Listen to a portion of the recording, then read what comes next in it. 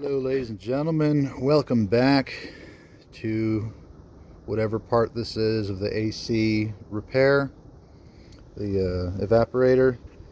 The instructions were correct.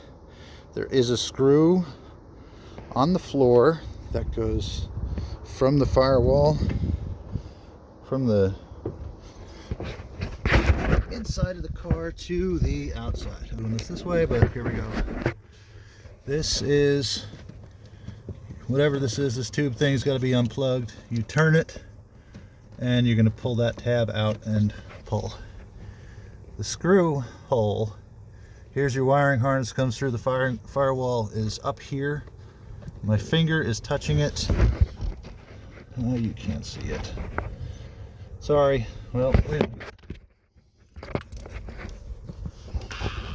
Oh, you can see daylight. There's the screw hole. This is all the stuff by the passenger's feet. That's the wiring harness. There's the screw hole.